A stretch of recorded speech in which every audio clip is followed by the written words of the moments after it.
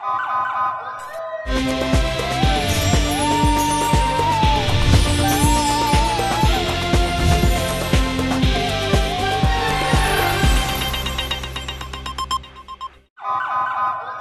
पहले नजर डालते हैं अब तक की बुलेटिन की।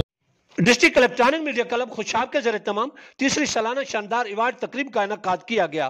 तकरीब में वज़ीर मुमलकत बराए कानून मलिक शहादत अमान ने बतौर मेहमान खसूसी शिरकत की।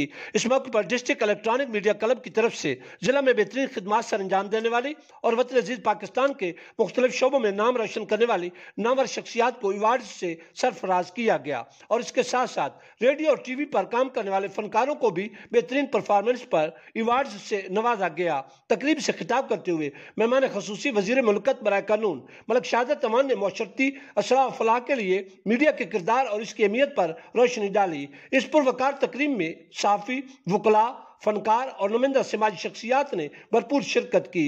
इस मौके पर मेहमान खसूसी ने मीडिया क्लब के अहदेदारान से हल्फ भी लिया और उन्हें मुबारकबाद भी पेश की।